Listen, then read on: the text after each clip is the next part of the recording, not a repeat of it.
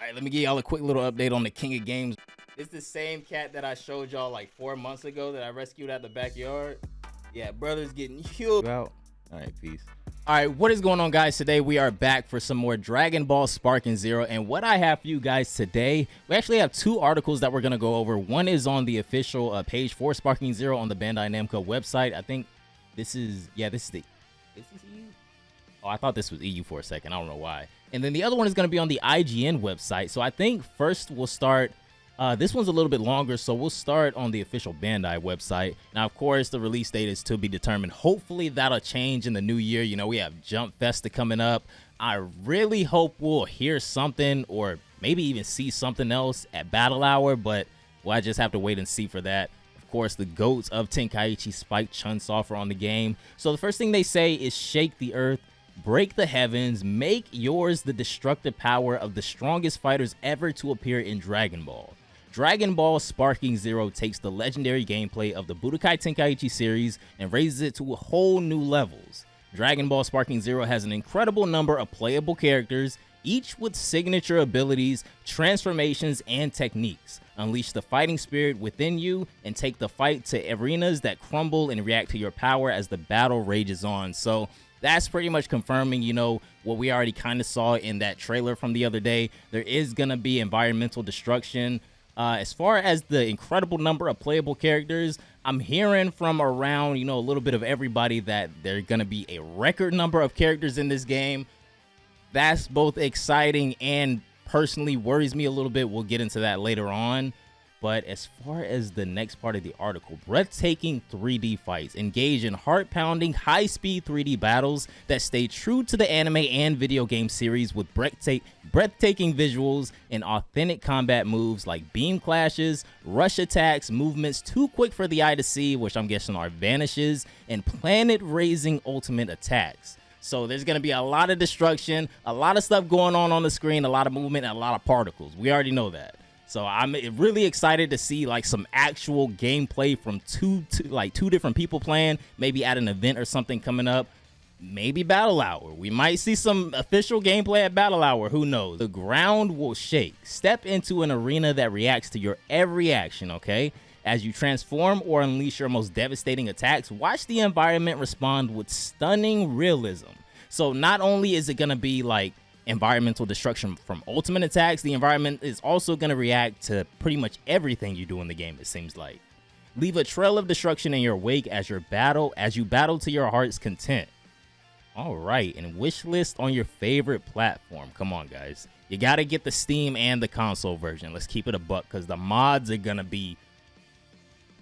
So that's going to be the article on the official Bandai Namco website. Now let's hop over to IGN really quick.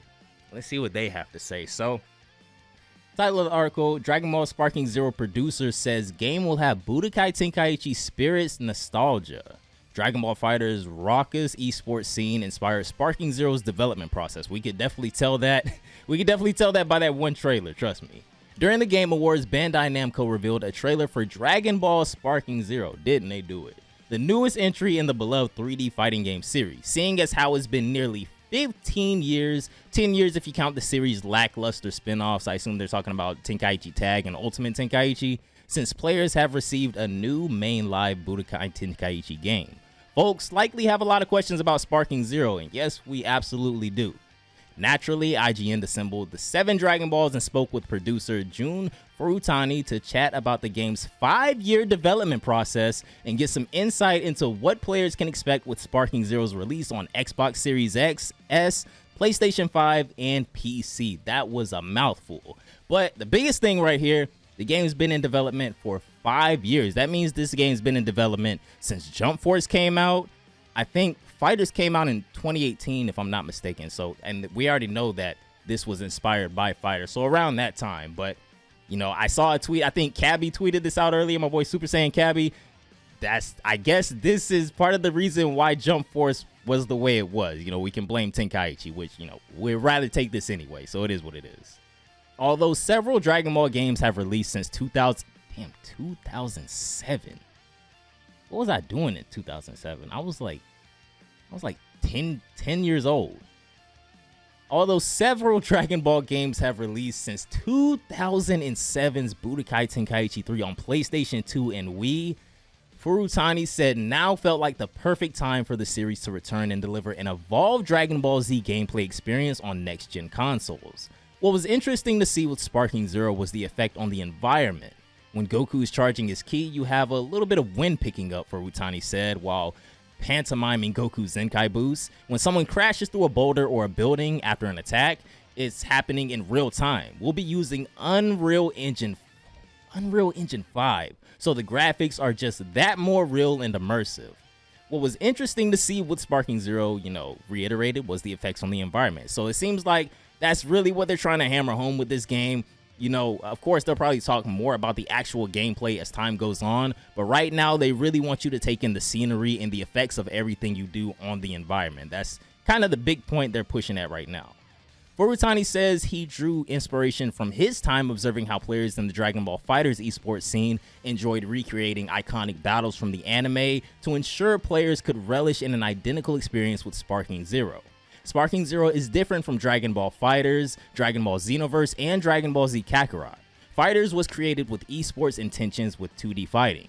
Kakarot was about experiencing the story. Xenoverse had players go in as an avatar into the world, Furutani says, and the focus here is to push the limits of how much a player can completely immerse themselves into the world and how intensely we can make that happen. So, it just goes to show they really want to focus on the effects surrounding the battle, but again, hopefully they'll go a lot more into the gameplay aspects later on. Before the new Budokai Tenkaichi trailer made its world premiere earlier this year, fans referred to the previously unnamed title as Budokai Tenkaichi 4. Gamatsu spotted a Bandai Namco trademark filing in September, revealing that the game would instead adopt the series' Japanese title Sparking. Although the subtitle Zero tends to indicate a game sorry, I got a text message. Although the subtitle Zero tends to indicate a game, I don't know that one. I'm sorry, fellas. Serving as a prequel entry in an ongoing game series, that isn't the case with Sparking Zero. Rather, the name is meant to embody the game being an accessible starting point for longtime fans and newcomers alike. Now, the author of this article also goes to say that they weren't able to get the director to spill the beans about the game's roster size, or even more, if the game's beloved loading screen mini games would come again. Like the Mystic Gohan Z-Sword game, and what was the other one? The Vegeta push-ups. Yeah, we gotta have those come back, bro. We need those.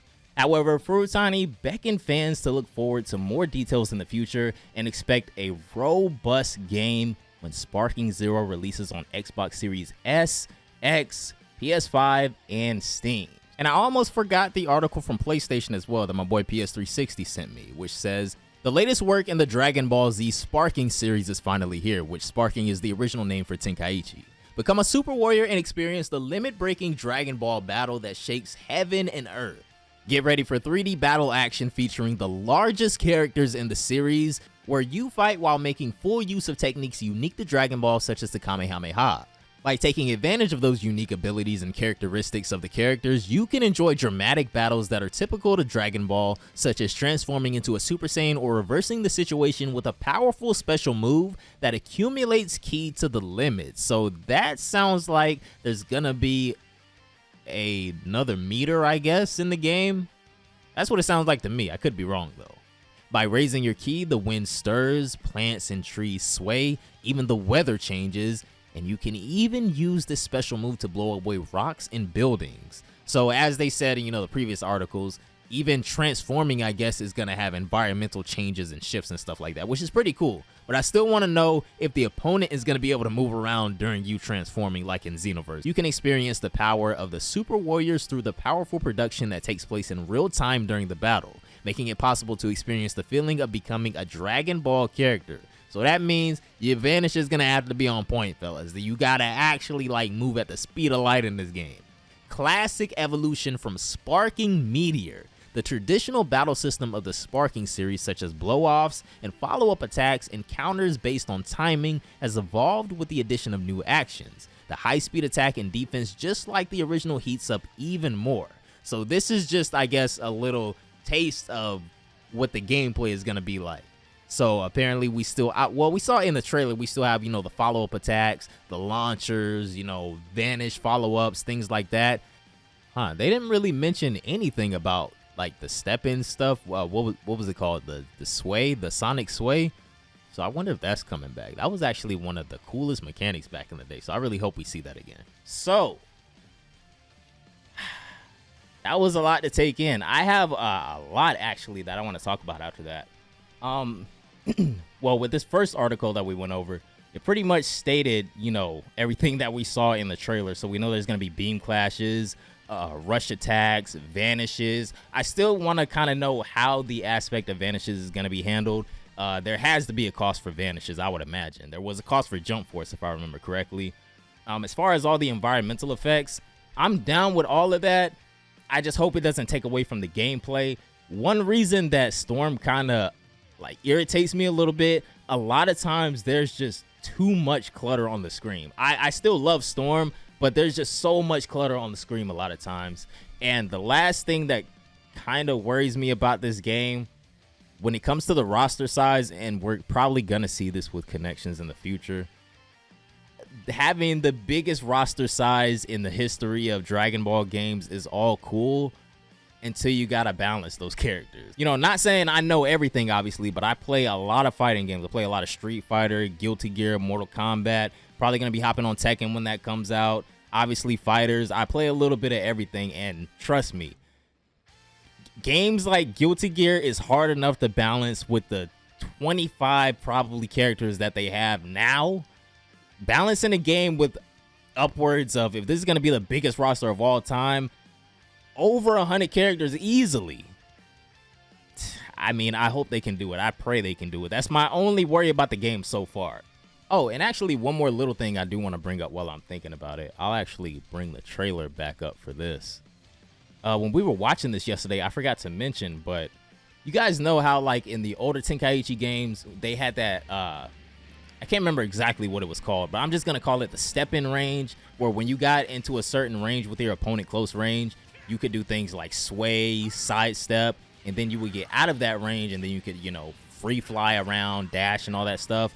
I can't really tell if that's being brought back in this game or not from what we saw yesterday. Even the part that's coming up with Vegeta and Frieza, that was a good little bit of them fighting close range. It should be coming up in a second. I can't really tell if that's a thing in this game again. See, I can't really tell. And then let me see if I can go back some. Oh, I went back way too far. See, I can't really tell if Frieza's like stance or movements or anything were like freed up, I guess you could say, when he kicked Vegeta away, because when he kicked him away, he was definitely out of step-in range. But that was just a little thing I wanted to bring up. If anybody has any more information on that in the future, definitely let me know, because me personally, I'm a little bit more concerned about the actual gameplay and the combat mechanics, because when I tell you guys I'm gonna be losing sleep over this game, it's gonna be serious. I'm gonna be losing sleep over this game, trust me. It's gonna be a movie, I promise you that. But that is gonna do it for this video, guys. Appreciate you all so much for watching until the end, as usual. Let me know your thoughts about I almost called it Budokai Tenkaichi 4, about Sparking Zero down below in the comments. I don't think we've actually talked that much in the community post since this came out, but I definitely want to know what you guys are looking forward to the most about this game. Is it the roster? Is it the new combat mechanics? Is it just Tenkaichi finally returning after 15 going on 16 years? Definitely let me know down below in the comments. Don't forget to leave a like on the video for Dragon Ball Sparking Zero. And if you guys are really that excited for Dragon Ball gaming to come back to the channel, well, I might have a little something for you coming up here soon. But anyways, have a great day. Don't forget to like and subscribe. I will see you all in the next one. Bye, guys.